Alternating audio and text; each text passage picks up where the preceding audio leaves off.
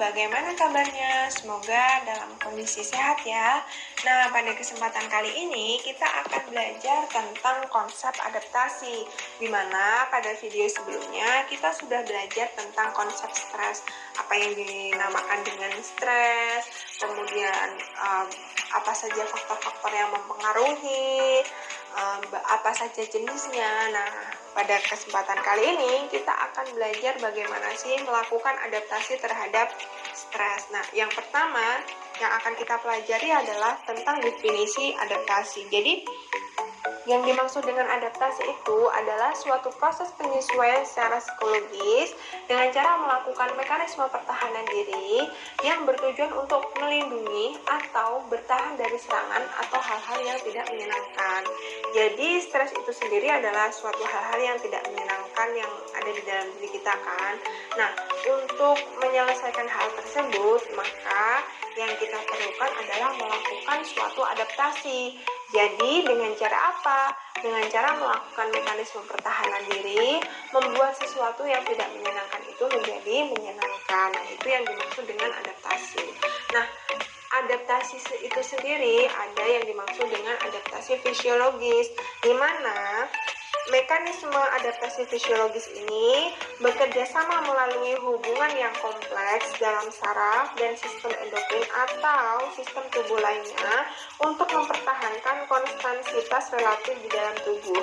Jadi tujuan dari adaptasi fisiologis ini adalah untuk menjaga keseimbangan tubuh itu sendiri atau agar tubuh menjadi homeostasis. Nah, tapi pada adaptasi fisiologis ini hanya berjangka pendek. Jadi kita tidak bisa melakukan adaptasi fisiologis dalam jangka waktu yang lama. Karena apa?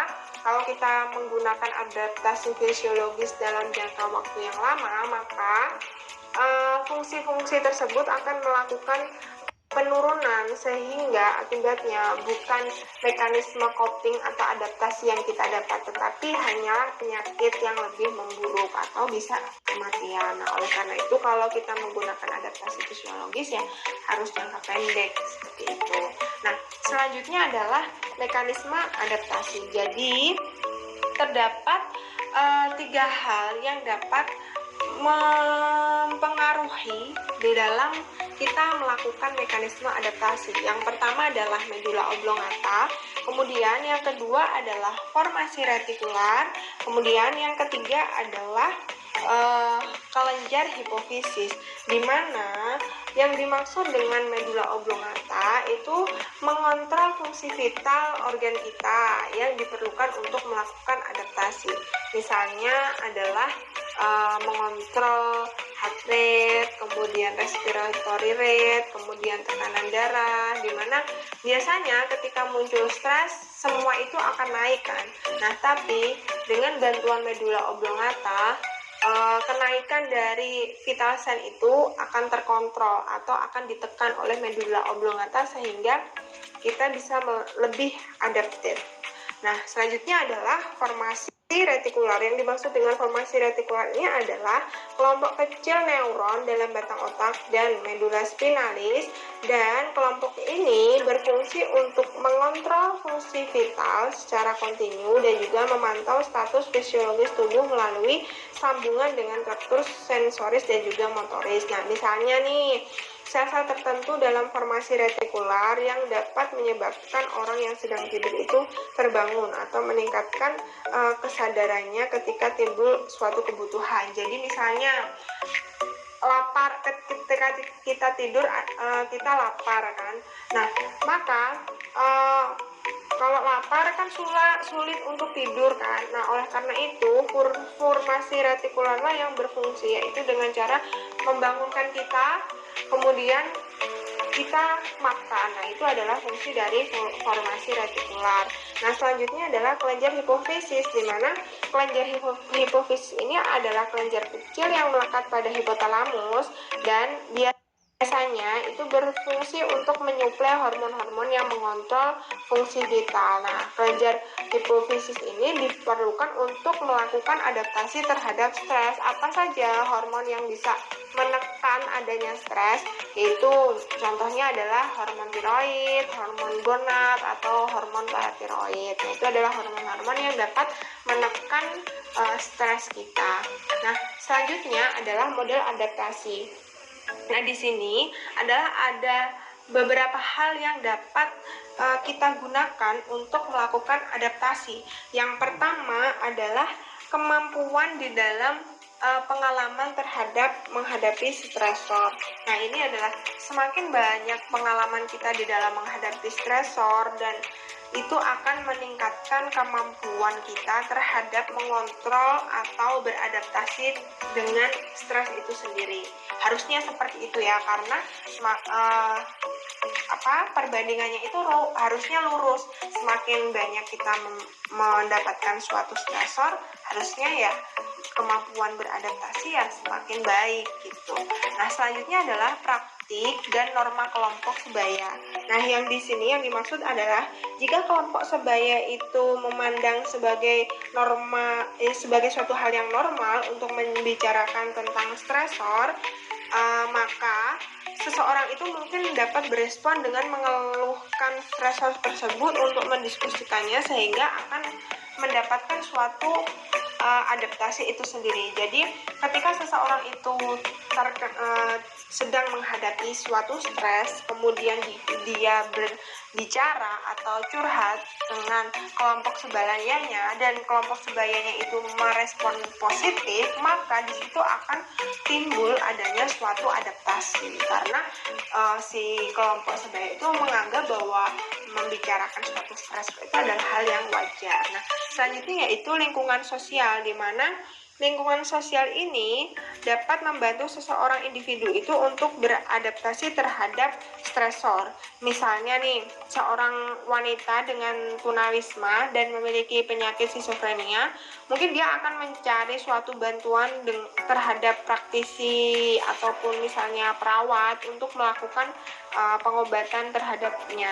Nah, di sini perawat ini adalah fungsi dari lingkungan sosial itu sendiri, sehingga ketika seorang yang sakit skizofrenia itu pergi ke perawat untuk berobat ataupun untuk meminta rujukan ke rumah sakit, nah itu juga bisa meningkatkan adaptasi dari orang tersebut. Nah, selanjutnya yaitu sumber daya. Nah, sumber daya di sini adalah contohnya seperti ini. Ketika si orang yang skizofrenia itu ingin pergi ke fasilitas kesehatan untuk memeriksakan kesehatannya, dia kan butuh yang namanya transportasi, kemudian finansial, itu kan butuh. Nah, ketika orang tersebut itu memiliki transportasi yang memadai, kemudian ada finansial, maka ya stresor itu dapat hilang gitu, karena ada adaptasi dengan adanya transportasi ataupun uang. Nah, itu adalah yang dimaksud dengan model adaptasi yang sumber daya. Nah, selanjutnya adalah respon terhadap stres. Jadi, secara umum respon terhadap stres itu dibagi menjadi dua, yaitu respon fisiologis dan juga respon fisiologis. Nah, untuk respon fisiologis itu dibagi menjadi dua, yaitu LAS atau Local Adaptation Syndrome atau biasa disebut dengan sindrom adaptasi lokal, dan juga GAS atau sindrom adaptasi umum atau General Adaptation Syndrome. Nah, kita belajar yang pertama yaitu tentang LAS atau Local Adaptation Syndrome. Jadi, yang dimaksud dengan LAS itu apa? Adalah respon dari jaringan, organ, atau bagian tubuh terhadap stres karena suatu trauma, penyakit, atau perubahan fisiologis lainnya. Jadi, biasanya LAS ini bersifat kecil lingkupnya. Nah, biasanya tubuh menghasilkan banyak respon terhadap las itu sendiri. Nah, biasanya respon-respon tersebut bersifat lokal atau tidak melibatkan seluruh sistem tubuh. Misalnya kalau ada nyeri di bagian tangan, ya hanya tangan saja yang terkena gitu, yang melakukan suatu adaptasi gitu, adanya respon fisiologis seperti itu. Nah, selanjutnya adalah bersifat adaptif, yaitu diperlukan stresor untuk menstimulasi. Nah, kemudian biasanya jangkanya itu pendek gitu, misalnya tangan kita memar, nah biasanya ya hanya membutuhkan kurang lebih waktu seminggu untuk memar itu hilang. Nah, selain itu juga bersifat restoratif, yaitu membantu memperbaiki homeostasis daerah atau bagian tubuh. Nah, apa sih contoh dari local adaptation syndrome? Nah, biasanya contohnya adalah respon terhadap refleks nyeri dan juga respon inflamasi. Nah, apa sih yang dimaksud dengan respon refleks nyeri? Yaitu biasanya respon refleks nyeri itu bersifat setempat dari sistem saraf pusat terhadap nyeri. Nah, biasanya termasuk respon adaptif dan melindungi jaringan terhadap kerusakan lebih lanjut. Maksudnya di sini adalah ketika ada bagian tubuh kita yang berasa nyeri, berarti di situ sebenarnya adalah suatu peringatan atau tanda di mana bagian tubuh yang nyeri itu sedang terjadi kondisi yang tidak normal. Nah, biasanya kalau sifat nyeri ini sifatnya adalah lokal di bagian yang tidak normal itu gitu. Nah, kemudian yang kedua contohnya dari las adalah respon inflamasi. Biasanya respon ini distimuli oleh adanya trauma ataupun infeksi, dan biasanya memusatkan inflamasi itu untuk menghambat penyebaran dan juga peningkatan pertumbuhan. Jadi adanya inflamasi itu biasanya bersifat lokal dan tujuannya adalah untuk menghambat adanya penyebaran dan peningkatan pertumbuhan. Nah, itu adalah contoh las. Jadi lokal dan biasanya jangkanya pendek. Nah, selanjutnya adalah GAS atau General Adaptation Syndrome. Yang dimaksud dengan GAS di sini adalah respon pertahanan dari keseluruhan tubuh terhadap stres. Jadi kalau ini seluruh tubuh kita, yang namanya general berarti kan seluruh. Nah, biasanya gas ini terdiri dari 3, yaitu reaksi alarm, tahap resisten, dan juga kehabisan tenaga. Jadi apa sih yang dimaksud dengan reaksi alarm? Jadi reaksi alarm ini melibatkan pengarahan mekanisme pertahanan dari tubuh dan pikiran untuk menghadapi stresor. Nah, biasanya kadar hormon yang meningkat itu dapat meningkatkan volume darah, dan dengan demikian akan menyiapkan individu itu bereaksi terhadap stres itu sendiri. Nah, biasanya kalau reaksi alarm itu yang dimulai dari adanya perubahan hormon-hormon yang mempengaruhi. Nah, itu jadi tahap awal adalah reaksi alarm, di mana ini adalah mekanisme pertahanan awal tubuh untuk menghadapi stresor. Nah, selanjutnya adalah tahap resisten, di mana tahap resisten ini tubuh itu sudah kembali stabil dengan adanya reaksi alarm tadi. Kan karena reaksi alarm itu kan sudah mulai nih mekanisme pertahanan tubuh dibangkitkan. Nah, ketika itu berhasil, maka tahap selanjutnya itu adalah tahap resisten. Nah, yang tahap ketiga itu adalah tahap kehabisan tenaga, di mana tahap kehabisan tenaga ini terjadi ketika tubuh tidak dapat lagi melawan stres, dan ketika itu energi yang diperlukan untuk mempertahankan adaptasi itu sudah menipis atau sudah tidak ada lagi, sehingga respon fisiologis itu akan tidak bisa menyelesaikan atau mengurangi stres itu sendiri. Nah, itu adalah 3 tahapan dari respon General Adaptation Syndrome. Nah, selanjutnya adalah respon psikologis. Tadi kan kita sudah belajar respon fisiologis. Nah, kita sekarang belajar tentang respon psikologis, atau orang biasa bilang adalah mekanisme coping. Jadi, Adaptasi fisiologis itu biasanya bersifat konstruktif dan juga destruktif. Perilaku yang konstruktif itu dapat membantu individu atau seseorang untuk menerima tantangan di dalam memecahkan suatu konflik atau permasalahan. Nah, sedangkan perilaku destruktif itu tidak membantu individu untuk mengatasi stresor. Nah, oleh karena itu kita harus memiliki perilaku konstruktif agar dapat menyelesaikan suatu konflik ataupun stres yang kita miliki itu sendiri. Nah, untuk jenisnya, untuk perilaku psikologis itu dibagi menjadi dua, yaitu perilaku berorientasi pada tugas dan perilaku atau mekanisme pertahanan ego. Nah, yang dimaksud dengan perilaku adaptasi fisiologis berorientasi pada tugas itu penggunaan kemampuan kognitif untuk mengurangi stres. Jadi kita menggunakan logika, menggunakan pola berpikir, bagaimana caranya sih untuk stres itu dapat dikurangi. Nah, itu adalah berorientasi pada tugas. Sedangkan kalau misalnya mekanisme pertahanan ego itu biasanya menggunakan perlindungan psikologis.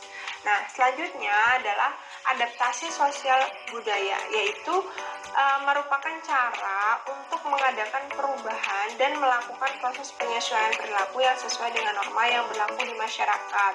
Misalnya, seseorang yang tinggal di dalam lingkungan masyarakat dengan budaya gotong royong ya harus beradaptasi dengan lingkungan tersebut. Jadi, ketika kita melakukan adaptasi sosial budaya, itu harus melihat terlebih dahulu ada budaya-budaya apa saja yang ada di masyarakat tersebut. Nah, agar kita tidak muncul stres atau adanya suatu permasalahan, maka kita harus beradaptasi atau bersahabat dengan budaya setempat. Nah, selanjutnya adalah adaptasi spiritual, di mana adaptasi ini merupakan proses penyesuaian diri dengan melakukan perubahan perilaku yang didasarkan pada keyakinan kepercayaan yang dimiliki seseorang. Misalnya nih, di dalam agama kita melarang mencuri. Nah, agar kita tidak memiliki suatu masalah atau tidak muncul stres, ya kita harus menghindari mencuri agar kita berada di jalan atau di hal-hal yang memang seharusnya gitu, sehingga tidak ada itu yang namanya masalah ataupun stres.